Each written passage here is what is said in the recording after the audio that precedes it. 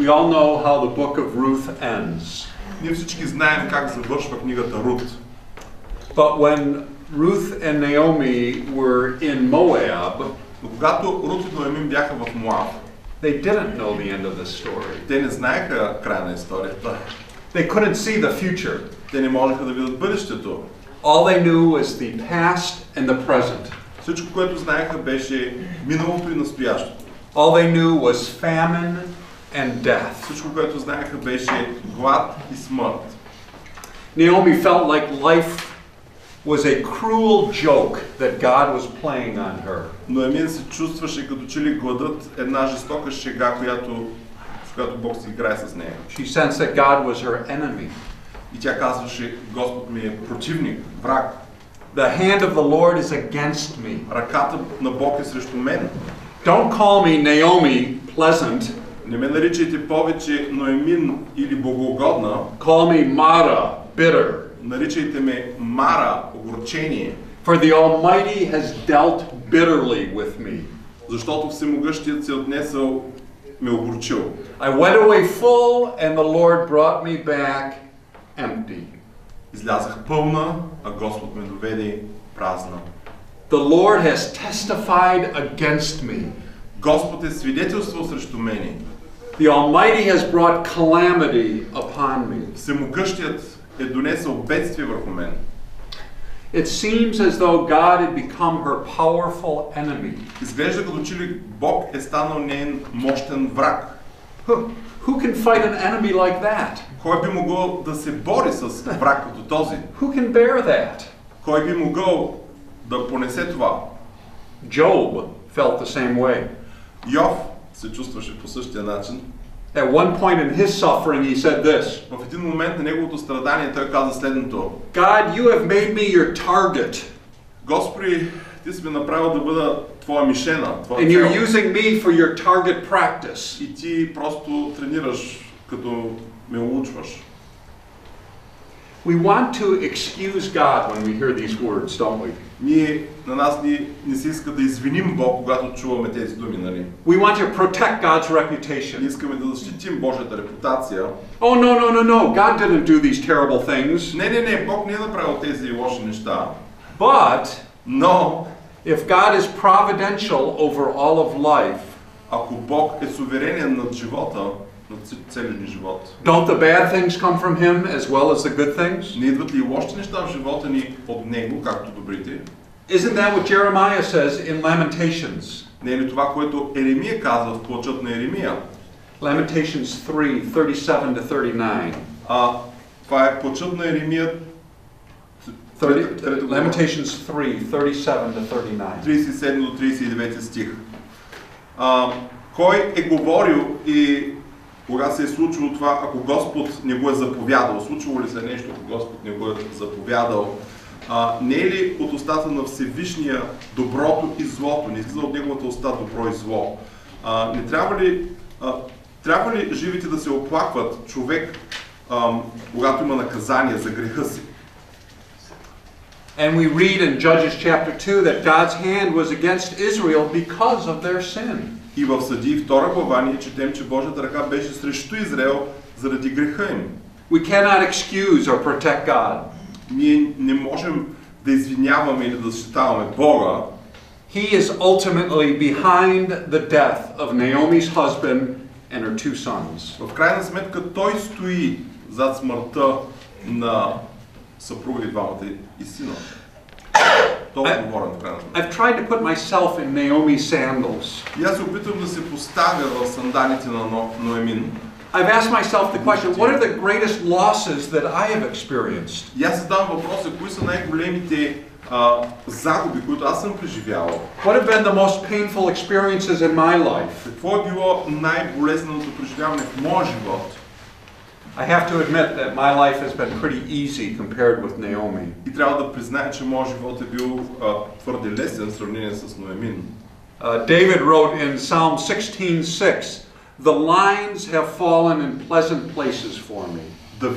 Давид написа в Псалом, which Psalm? Psalm 16:6. 16:6. The lines have fallen in pleasant places. Той говори за тези ливади, които са пред него, зелените, хубави, приятни пътища, по които той ходи. I've had an easy life compared to Naomi. Живял съм един лесен живот в сравнение с Ноемин. But this week I've remembered 3 painful experiences from my life. Но тази седмица си спомних 3 болезнени преживявания в живота си. My father died when I was 13 years old. Баща ми почина, когато бях на 13. I still remember waking up in the middle of the night. И все още си спомням как се събуждах посред нощ. And there was noise in another part of the house. Събудих се посред нощ, имаше шум в друга част на къщата. And I looked and I saw the medical personnel carrying my father out of the house. И аз погледнах и видях лекари, които изнесаха баща ми извън къщата. And I remember being half awake and half asleep. И аз си спомням, бях полусънен. And saying, "Dad, are you okay?" И казах, тати, добре ли си? He wasn't okay. Той не беше добре. He had had a massive heart attack Той имаше сърдечен удар. and died immediately, И почина моментално. leaving my mother with 6 children, Оставяйки майка ми с 6 деца, from 16 years old to 5 years old. от 16 до 5. I was 13. Аз бях на 13. That was 50 years ago. Това беше преди 50 години. 30 years ago, there was another crisis in my life. Преди 30 години имаше една друга криза в моя живот. My wife Louise has a brother named Lauren. Жена ми Луис, тя има брат, който се казва Лорен. And he had married a woman named Christy. И той се ожени за една жена, която се казваше Кристи. And Louise and I were very close to Lauren and Christy. И Луис и аз бяхме много близки с Лорен и Кристи. They lived in another town. Те живяха в един друг град. But we would often go and visit them. Но ние често отивахме да ги посетим. They would come and visit us. Те идваха да ни посетят нас. They were Christians. Те бяха християни. We were Christians. Ние бяхме християни. It was wonderful. И беше чудесно. And then we got a phone call from Lauren. И тогава Лорен ни звънна.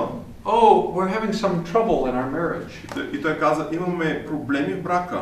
We were shocked. Ние бяхме шокирани. So we began to pray for their marriage. И започнахме да се молим за семейството им. They're both Christian. Те и двамата са християни. We talked to him a few weeks later. След няколко седмици говорихме с него. Oh, things are getting bad. И той каза, нещата стават лоши. We really began to pray earnestly. И започваме да се молим още по-усърдно с Луис. A few weeks later, it's even worse. След няколко седмици дори още по-зле. And I tell you, brothers, I prayed more fervently for their marriage than maybe anything else I've ever prayed for. И казваме, братя, молих се за тяхното семейство по-ревностно от всичко друго, за което спомням. I'll never forget, one day I was reading in my Bible. И няма да забравя, един ден аз чета в Библията. And I came across Isaiah chapter 42, verse 3. И че стигам до Исаия 64 глава 3 стих. A passage that talks about the Messiah. И там се говори за Месия, 42 глава 3 стих. And it says, a bruised reed he will not break. И там се казва, че пречупена тръстика няма да стъпчеш. And a dimly burning wick he will not extinguish. И че замъждял фитил няма да угасиш. And I thought, oh, thank you, God. И аз казах, о, благодаря ти, Боже. I have a promise from you. Имам обещание от тебе. For this couple. За това семейство. Their marriage is like that bruised reed that's ready to break. Тяхното семейство е като тази наклонена тръстика, която е готова да бъде пречупена. But no, you won't let it break. Но не, ти няма да я позволиш да бъде пречупена или да я смажеш. Their marriage is like that wick on that lamp that the flame is almost ready to go out. И това семейство, техният въглен почти изгасва. But no, you won't let that go out. Но не, ти няма да позволиш този замъждял фитил да бъде угасен. I claimed that promise. И аз застанах пред Бога с това обещание. I prayed fervently. Молих се усърдно. I prayed in faith. Молих се с вяра. Believing that God was going to heal their marriage. Вярвайки, че Господ ще изцели техното семейство. He didn't. Но това не се случи. They divorced. Той не го направи. Те се разведаха. 30 years ago. Преди 30 години. And that created for me a great theological crisis. И това създаде в мен една дълбока богословска криза. God, I know this is your will for that marriage to be successful. Аз знам, че твоята воля е за семейството, за брака да бъде успешен. God, you hate divorce. Господи, ти мразиш развода. I prayed in faith. Аз се молих във вяра. I claimed a promise from you. Аз изисках обещание от тебе. And they divorced. И те се разведаха. The third crisis I thought of Третата криза, за която си мисля, happened last year. се случи миналата година. I have two children. Аз имам две деца. Oldest is a 26-year-old son. И моят по-голям син, той е на 26. And last October he told my wife and myself that his girlfriend was pregnant. И той ни каза минали октомври, че приятелката му е бременна. Now he's a Christian. Той е християнин. But his girlfriend is not a Christian. Но приятелката му не е християнка. And Louise and I were devastated by that news. И Луис и аз просто бяхме съкрушени. We've prayed for years for his sexual purity. Бяхме се молили с години за сексуалната му чистота. We've prayed, I imagine 1,000 times that God would give him a wife that loves the Lord Jesus Christ. 1000 пъти му бях казал, че Господ ще му даде жена, която обича Исус Христос. And she doesn't. А тя не го прави. And they were married last December. И те се ожениха декември миналата година. What about you? Какво за вас? This morning I'd like you to fix in your mind your deepest disappointments. Тази сутрин аз бих желал вие да помислите в сърцето си кое е най-дълбокото ви разочарование. What have been the most painful experiences in your life? Кое е било най-болезнената опит в живота ви? Valentine told me this week how he lost his American dream a few years ago. Валентин ми каза как той се изгубил американската мечта преди няколко години. But each of you have lost dreams. Но всеки един от вас имате изгубени мечти. Each of you have experienced deep, painful losses in your life. Всеки един е преживял дълбоки загуби в живота си. How did you process this pain? Как преминавате през това нещо? Как го обработвате? Where was God in all of that? Къде е Бог във всичко това? Did it seem like God was against you? Изглежда ли ви, че Бог е срещу вас? Or did it seem that God was ignoring you? Или ви изглежда, че Господ просто ви игнорира? That He didn't even care? Че дори не го е грижа? These are critical questions, aren't they? Това са критични въпроси, не са ли? Where is God in the midst of our pain? Къде е Бог сред нашата болка? I believe that this morning Вярвам, че тази сутрин God has a plan to meet you in your pain. Бог има план да ви срещне във вашата болка. To bless you. Да ви благослови. The book of Ruth tells us that God's people will suffer. Книгата Рут ни казва, че Божите хора ще страдат. But that He will redeem and rescue them. Но Той ще ги изкупи и освободи. And even more to use us to fulfill His eternal purposes in Christ. И че Той ще употреби нас, за да осъществи Неговите вечни цели в Христос. We see this in the life of Naomi. Ние виждаме това в живота на Ноемин. She felt like God was against her. Тя се чувстваше като че ли Бог е срещу нея. But the truth is, the opposite is true. Но истината е, че обратното е вярното. God was on a mission to bless Naomi. Бог беше на мисия да благослови Ноемин. We read in chapter 1, verse 6. И първа глава 6 стих ние четем. That Naomi heard in the fields of Moab that the Lord had visited his people and given them food. Че Ноемин чу в моавските полета, че Господ е посетил людите си и им е дал хляб или храна. You see, God is drawing Naomi back to her homeland. Така че Бог придърпва, извлича Ноемин обратно в нейната родина. And once she gets there, his plan is to pour one blessing after another upon her. И когато тя стига там, Божия план е да да слага върху нея благословение върху благословение. God loves Naomi deeply. Бог обича Ноемин дълбоко. And he's going to prove it. И той ще го докаже. We see throughout the book of Ruth that God is for Naomi, not against her. В цялата книга ние виждаме, че Бог е на страната на Ноемин, не срещу нея. And he ends up blessing her beyond her wildest И dreams. той благославя отвъд най-дръзките й представи. But wait a minute, we're getting ahead of ourselves. Но малко избързахме. Naomi lost a lot, didn't she?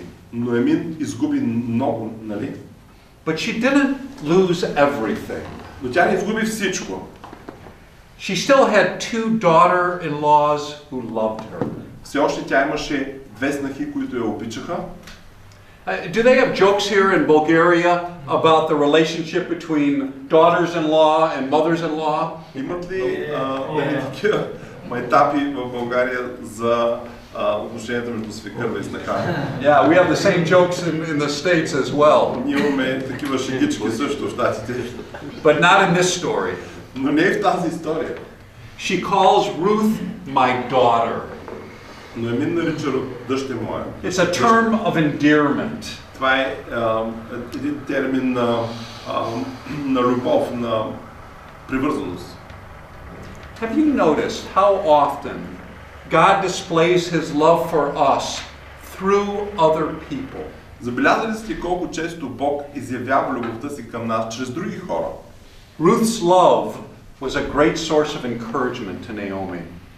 Любовта на Рут беше голям източник на насърчение за Ноемин. God was showing his great love for Naomi through Ruth. Бог показваше своята любов към Ноемин чрез Рут. As they journeyed back to Judah, Naomi realized that she was dragging them back to a hopeless situation. По пътя към Витлеем, Ноемин осъзна, че тя ги взема със себе си към една безнадежна ситуация. Завлича ги към безнадежна ситуация. They would be impoverished widows living in a foreign land with no chance of remarriage. Те ще бъдат едни бедни вдовици, живеещи в чужда страна, без шанс за повторен брак. Naomi says, I can't do this to them. No. И Ноемин казва, не мога да им направя това. Не. Go back. Go back. Връщайте се. 3 times. Go back. 3 пъти. Връщайте се. But Ruth refuses 3 times. Но Рут отказва 3 пъти. Listen to what she says in verses 16 and 17. Вижте какво казва тя в 16 и 17 стих. Но Рут каза, не ме умолявай да се върна и да те оставя и да не те следвам, защото където отидеш ти, аз ще отида и където останеш, там ще остана. Твоите люди ще бъдат мои люди и твой Бог, мой Бог. 16 and 17. Където умреш ти и аз ще умра и там ще се погреба. Нека Господ да ми направи това и повече да притури, ако друго, освен смъртта, ме раздели от теб. How do you suppose Naomi responded to that? Как бихме очаквали Ноемин да откликне на това? I imagine on one hand she said, "Oh, don't come with me, no." Аз я представям от една страна, тя казва, не идвай с мен, не идвай. You don't understand what you're doing. Не осъзнаваш какво правиш. But I suspect another part of Naomi said this. Но осъзнавам, че една друга част от Ноемин казва това. Oh, thank you, Lord. Благодаря ти, Господи. Thank you for Ruth. Благодаря ти за Рут. I'm not going to be alone. Аз няма да бъда сама. This woman loves me. Тази жена ме обича. God is blessing Naomi through Ruth's amazing love and loyalty. Бог благославя Ноемин чрез невероятната любов и верност, преданост на Рут. Once they get to Bethlehem, когато те се завръщат във Витлеем, God blesses Naomi again. Бог отново благославя Ноемин. As Ruth volunteers to go gleaning. Като Рут доброволно предлага услугите си да отиде и да събира косове след жетварите. God in his love and mercy had provided a way for the poorest of the poor to survive. В неговата любов Бог е промислил начин за най-бедните от най-бедните да оцелеят. You see, God is providing nourishment for Naomi because He loves her. Бог снабдява прехрана за Ноемин, понеже той обича. God blesses Naomi again. И Бог благославя Ноемин отново. As Ruth goes out to the field. Когато Рут отива на нивата, And she just happens to come to a field that belongs to Boaz. и просто случайно тя попада на нивата на Боз. So throughout chapter 1, the beginning of chapter 2, we see God blessing Naomi through Ruth. Така че в първа глава и в началото на втора ние виждаме как Бог благославя Ноемин чрез Рут. In chapter 2, God begins to bless Naomi through Boaz. Във втора глава Бог започва да благославя Ноемин чрез Боз. What an amazing man Boaz is. Какъв невероятен човек е Боз. The first words that come out of his mouth. Първите думи, които излизат от устата му. The Lord be with you. Господ с вас. His first words to Ruth. Първите думи негови към Рут. Listen, my daughter. Дъще моя. Don't be afraid. Не бой се, дъще моя. They're words of warmth Те са думи and на kindness. топлина и на любезност. Why don't you grab a Bulgarian Bible? I think that'll work better if Okay. you use somebody's Bible. Yes. Read chapter 2, verse 9. Втора глава, 9 стих.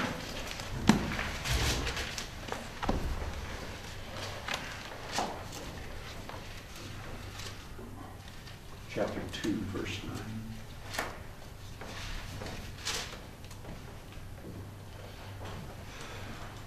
Наблюдавай на коя нива ще отидат да жънат и ходи след тях. Аз съм наредил на жетварите да не те закачат. И когато си жадна, иди при съдовите и пи от водата, която работниците са донесли. We are struck by the kindness of this man. Ние сме поразени от любезността на този човек. This is not an ordinary man. Това не е обикновен човек. This is a man that has been transformed by the Spirit of God. Това е човек, който е бил преобразен от Божия дух. He's continually speaking words of blessing. Той постоянно говори думи на благословение. Especially to those people of little importance to the world. Особено от тези хора, които са незначими за света. Малко значение за света. I asked you the question yesterday. Аз ви зададох този въпрос вчера. What if our churches were filled with people that spoke the way that Boaz speaks? Какво ако нашите църкви са пълни с хора, които говорят по начина, по който Боз говореше? The world would know that we are Christians by the love we have for one another. Светът ще познае, че ние сме християни по любовта, която имаме един към друг. Words. Думи. Our words Нашите думи are one of the primary ways that we express love to one another. са един от главните начини, по които ние изразяваме любов един към друг. We express God's love to one another through our words. Ние изразяваме Божията любов един към друг чрез думите си.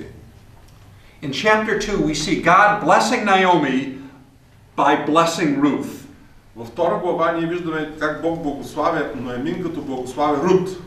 Think about this with me. Помислете за това с мен. Do you know what the best way for you to gain my love?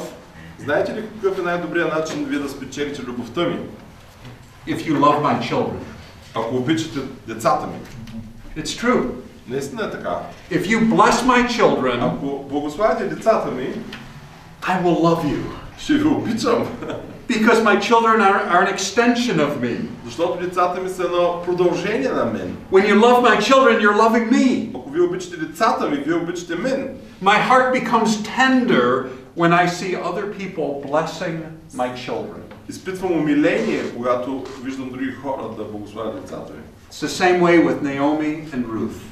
И по същия начин с Ноемин и Рут.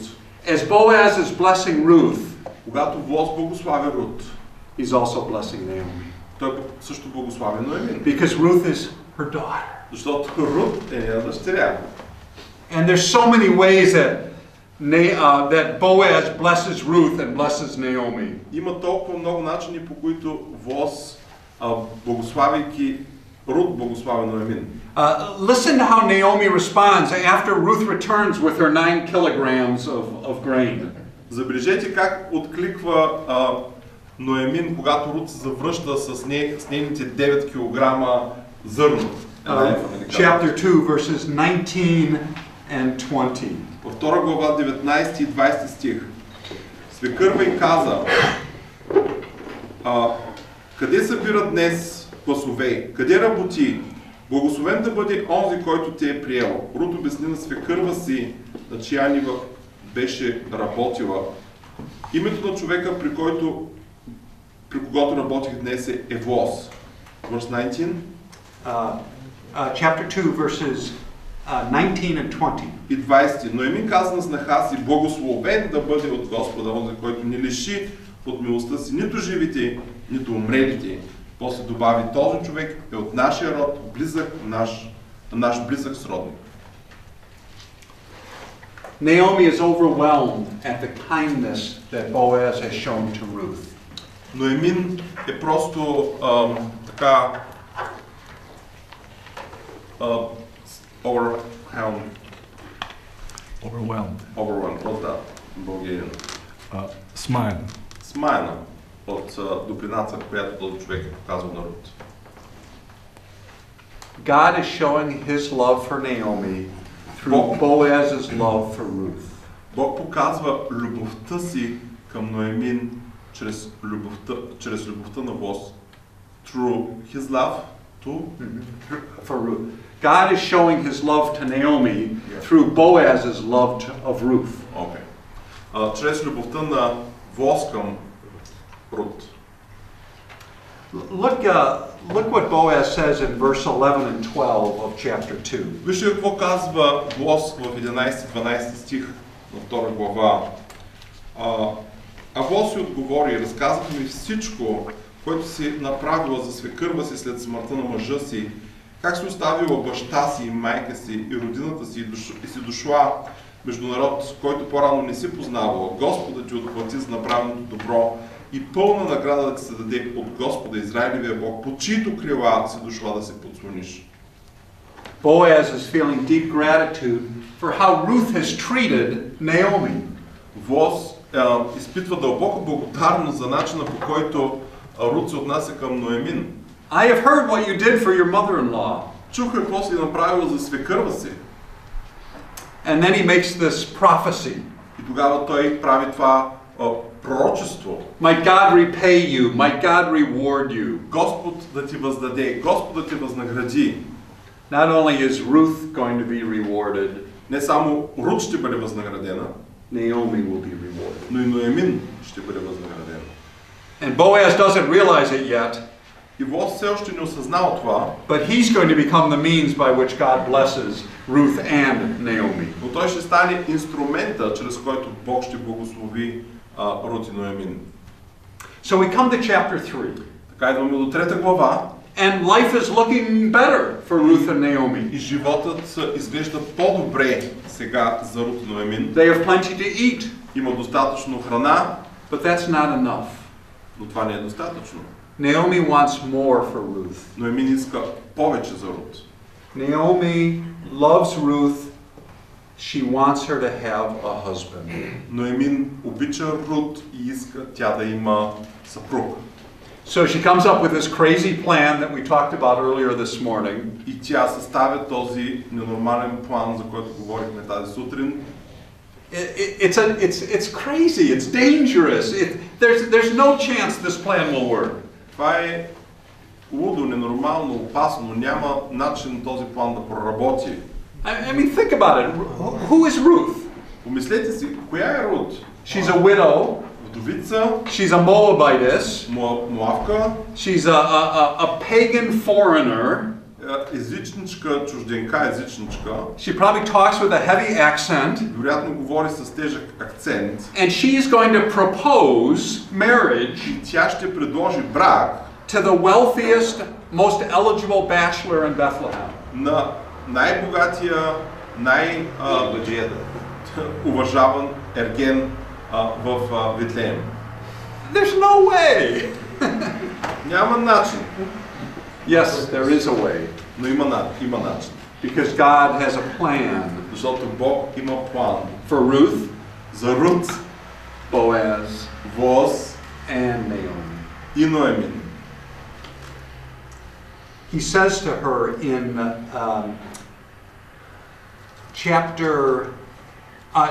read chapter 3, verse 9. В 9 стих на 3 глава той каза: "Коя си ти?" А тя отговори: "Аз съм слугинята ти Рут." И така простри дрехата си над слугинята си, защото си ми близък сродник.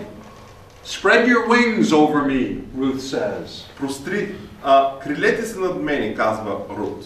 Wings of protection and care. Криле на защита и грижа. Again, God is showing His love for Ruth and Naomi. Отново Бог показва любовта си към Рут и Ноемин. This is God's provision for those who have experienced painful deaths in their lives. Това е грижата на Бог за тези, които са изпитали загуба на близък човек в живота. Family members are to step up and care for those who are widowed.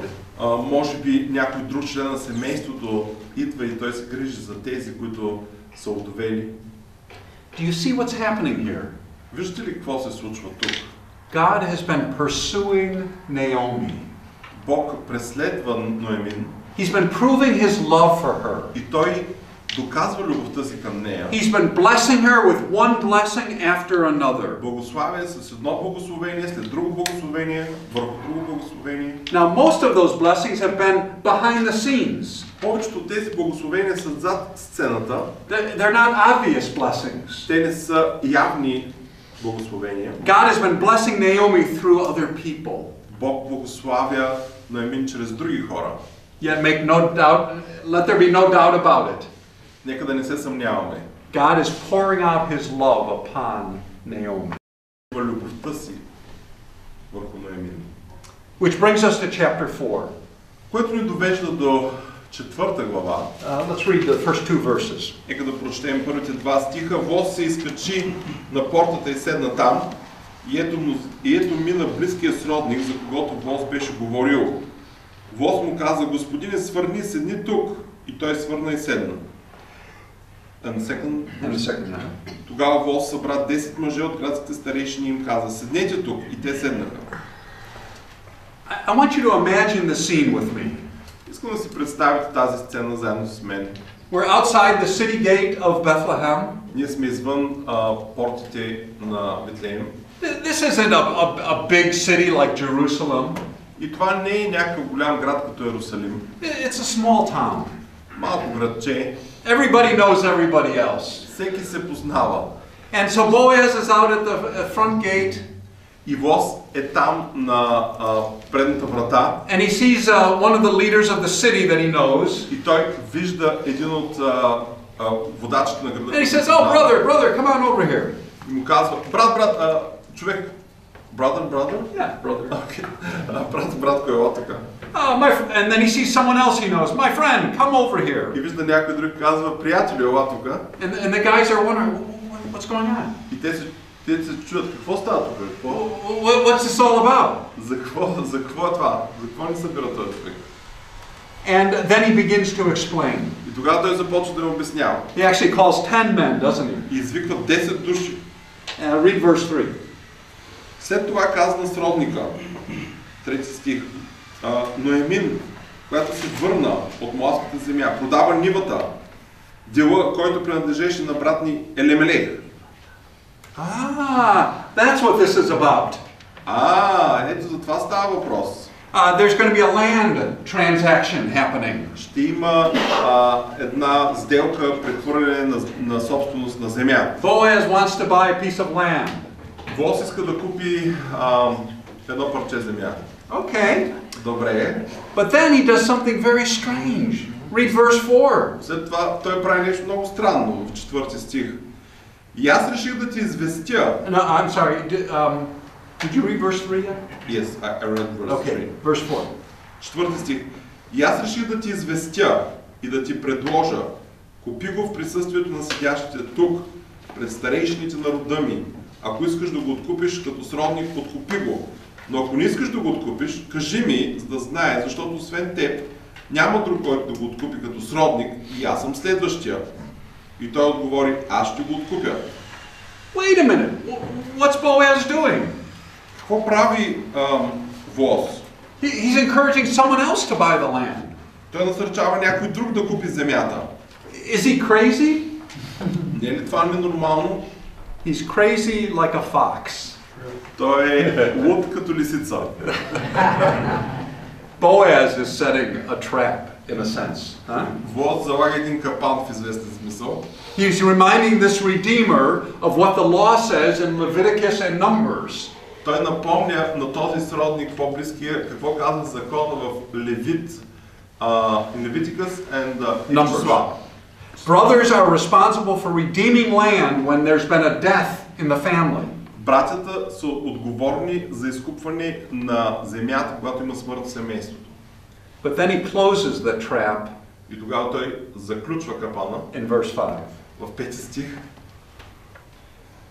И Боаз каза, в деня, когато изкупиш нивата от Ноемин, трябва да я купиш и от Моавката Рут, жена на починалия, за да възстановиш името му над наследството му. He reminds the Redeemer not only about Leviticus and Numbers, but also Deuteronomy chapter 25.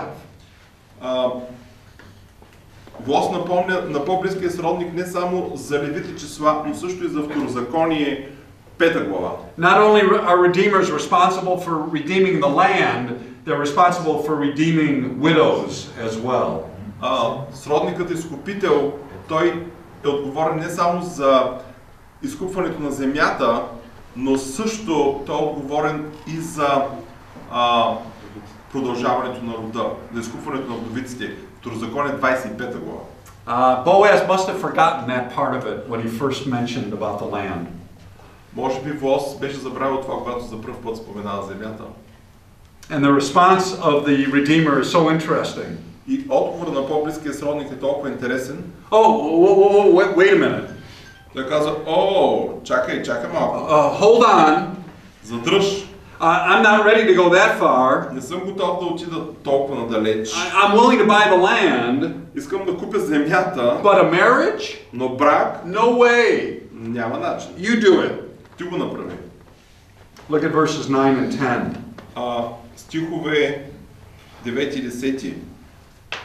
Тогава Боаз каза на старейшините на целия народ: днес сте свидетели, че купувам от Ноемин всичко, което беше на Елимелех, и всичко, което беше на Хилион и Маалон, и също и Моавката Рут, жената на Маалон.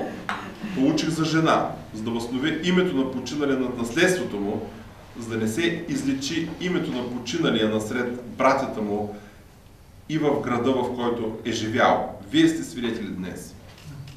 We call this a package deal. Това наричаме пакетна сделка. The land and the wife, they only come together. You can't buy them separately. Земята върви с жената. Не може да ги вземете отделно. Boaz is a very clever negotiator. Боаз е много хитър преговарящ. Maybe he learned from Naomi. Може да се научи от Ноемин в 3 глава. Then in verses 11 and 12, след това в 11-12 стих, there's more words of blessing from the Lord. Има още благословение от Господа. May the Lord make this woman who is coming into your house like Rachel and Leah. Господа направи жената, която влиза в дома ти, като Рахил и като Лия. Who are Rachel and Leah? Кои са Рахил и Лия? They're the women that began the house of Israel. Те са жените, които са започнали Израилевия дом. The 12 sons of Israel, huh? 12-те синове на Израел. May your house be like Perez. Нека потомството да бъде като Фарес. Who is Perez? Кой е Фарес? The son of Judah. Синът на Юда. And so Boaz is a descendant of Judah. Така че Боаз е наследник, произлиза от Юда. Judah, the kingly line of Israel. Юда, царската линия на Израел. So Boaz's offspring така че will be part of this kingly line of Judah. Потомък, той произхожда от този царски род на Юда. I love the next verses. И аз обичам следващите Read verses 13 to 17, please. 13 до 17. И така Воз взе Рут и тя му стана жена. Като влезе при нея, Господ й даде да зачени и тя роди син. И жените казаха на Ноемин: благословен Господ, който днес не те остави без наследник. Нека бъде прославено името му в Израел. Този син ще ти бъде обновление в живота и прехрана в старините ти, защото го роди снаха ти, която те обича, което е по-желателно за теб от 7 сина. И Ноемин взе детето и го сложи в скута си и се грижеше за него. И съседките му дадоха име, като казаха: син се роди на Ноемин, и го нарекоха Овид. Той е баща на Есей, бащата на Давид. Isn't it interesting? The book ends not focused on Ruth, Не е ли интересно това, че книгата завършва като не се фокусира върху Рут, not focused on Boaz, не се фокусира върху Воз, but Naomi? но върху Ноемин? In fact, this book should probably be called the book of Naomi, not the book of Ruth. Може би тази книга би трябвало да бъде наречена Ноемин, а не Рут. In many ways, Naomi is the central character. Защото до голяма степен Ноемин е главният характер. We begin with her grief and loss in the beginning of the book. Ние започваме с нейната загуба и плач в началото на книгата. And we end up with her joy and delight at the end of the И book. завършваме с нейната радост и удоволствие в края на книгата. More than anyone else in the book of Ruth, Naomi is the one that is blessed. Повече от всичко друго, Ноемин в тази книга, Ноемин е тази, която е благословена. I mean, look at these words of blessing. Вижте тези думи на благословение. Blessed be the Lord. Благословен да бъде Господ, He has not left you this day without a redeemer. който днес не те остави без наследник. He's going to be famous in Israel. Нека бъде прославено името му, да бъде известен. He will restore your life, Naomi. Той ще възстанови живота ти, Ноемин. He will nourish you in your old age. Той ще те храни в старините ти. And God has given you a daughter-in-law that is better than 7 sons. И Господ ти е дал снаха, която е по-желателно от 7 сина. And so this baby boy, И това бебе момченце, his name is Obed, то се казва Овид. will be Naomi's redeemer. То ще бъде изкупител на Ноемин. He will restore Naomi's life. То ще възстанови живота. He will на Ноемин. nourish Naomi in her old age. То ще храни Ноемин в старините ѝ. I've experienced something like that. Аз съм преживял нещо като това. I told you that about my son and his girlfriend. Казах ви за сина ми и неговата приятелка. They were married in December. Те се ожениха декември. And she had a baby in April. И тя имаше бебе през април, Just 5 months ago. преди 5 месеца. And this tiny baby boy И това малко мъничко същество has had a profound effect on my life. имаше страхотен, много задълбочен ефект върху живота ми. He's managed to work his way into the center of my heart. Той достигна до центъра на сърцето ми. And now he's not even talking yet, and he's not even interacting very much. Той даже не говори много, нали, като на бебе, той е съвсем мъничко. And yet somehow he's... Но по някакъв начин, When my daughter-in-law sends me a little photo on my phone, когато снаха ми изпрати една снимка на телефона, I open my phone и аз отварям телефона and I light up. и аз просто изгрях. What do you call those pads when somebody's having a heart attack? What do you call the pads that you put on somebody? Как наричате тези неща, където, как се казва, когато... Дефибрилатор, да. That's what it's like when I get a photo of my grandson. Това It's like that. получих снимка на внука ми. Дефибрилация. Part of my life gets restored. Част от живота ми беше възстановен. So even in the midst of our disappointment, Така че дори сред нашите разочарования, God has blessed me with this little boy. Бог ме благослови с това малко момченце. In a sense, this baby boy, my grandson, gives me life. И в известен смисъл, това малко дете, моят внук, той ми дава живот. And of course, there's another baby boy, И разбира се, има още едно детенце, a descendant of Obed, един наследник на Овид, a descendant of David, наследник на Давид. Another baby who was born in Bethlehem, Едно друго бебе, което беше родено в Витлеем, who gives life to all of us. което дава живот на всички нас. He came to restore our lives. Той дойде да възстанови живота ни. He nourishes us. Той ни храни. He redeems us. Той ни изкупва. Listen to these words from Isaiah chapter 9, verses 6 and 7. И вижте Исаия, 9 глава, 6 и 7 стих. Защото ни се роди дете, син ни се даде, и управлението ще бъде на рамото му. Името му ще бъде чудесен съветник, Бог могъщ, Отец на вечността, княз на мира. И управлението му и мирът непрестанно ще се увеличават на Давидовия престол и на неговото царство, за да го утвърди и поддържа чрез правосъдие и правда.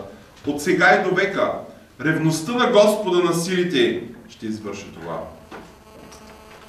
Brothers, this son of David is your king. Братя, този Давидов син е вашия цар. He's a very good king. Той е много добър цар. He's full of justice and righteousness. Той е пълен с правда и правосъдие. He's a king that doesn't forget about your suffering. Той е цар, който не забравя за вашето страдание. In fact, he's a king that knows your suffering. Той е цар. He's a king that knows your suffering. Той знае вашето страдание. Той е цар, който знае. Because he has suffered himself. Защото той самия е страдал. Suffered the most terrible death on a cross. Пострадал възможно най-тежката смърт на кръста. This king has proven already that he loves you deeply. Този цар вече е доказал, че той ви обича дълбоко. But his love does not stop at the cross. Но неговата любов не спира на кръста. He is committed to bless your life. Той е посветен да благослови живота ви. Even in the midst of your pain and disappointment. Дори сред вашата болка и разочарование. In fact, he is planning to use your pain as part of the process to bring himself glory. Той планира да използва вашето страдание и болка, за да донесе слава на себе си. As you trust God, когато вие уповавате в Бога, you demonstrate faith. Вие демонстрирате вяра. And that faith brings glory and honor И to our тази Lord Jesus вяра Christ. донася почет и слава на Господ Исус Христос. Brothers, we know how the story of Naomi ends. Ние знаем как завършва историята на Ноемин. We don't know how our stories end. Ние не знаем как завършват нашите истории. The last chapter of our lives hasn't been written yet. Последната глава на нашия живот все още не е била написана. Perhaps you can see the repeated blessings of God in your life. Може би вие може да видите повторните благословения на Господ във вашия живот. Perhaps you cannot. Може би не можете. The book of Ruth tells us that God's people will suffer. Книгата Рут ни казва, че Божиите хора ще страдат. But also that he will redeem and rescue them. Но също и това, че той ще ги изкупи и ще ги избави. And he will use us to fulfill his great eternal purposes И той ще in ни Christ. употреби, за да осъществим неговите вечни божествени цели в Христос. So this morning, my brothers, Така че тази сутрин, скъпи братя, I call upon you to trust God in the midst of your pain and your disappointments. аз ви призовавам вие да положите вашето упование в Господа сред вашите трудности и разочарования. I urge you to look for the hidden blessings of God in your life. Насърчавам ви да очаквате скритото благословение, което Господ има за живота ви. The quiet blessings. Тихото благословение. The blessings that come through other people. Благословението, което идва чрез други хора. These are precious gifts of love that the Lord is continually bringing into your lives. Това са скъпоценни дарове на любов, които Бог ще продължава да донася в живота ви. Brothers, keep trusting Him. Продължавайте да уповавате в Него. Into the end of your chapter 4. До края на вашата 4 глава. And watch Him reward you and redeem you for His great glory. И го наблюдавайте как Той ви благославя за Негова слава. Amen. Амин. Brother, why don't you pray for us? Боже, благодарим Ти за това време, което имахме, Боже, през тези 3 дни в изучаване на Твоето Слово. И Ти благодарим, Господи, за това послание на надежда, Господи.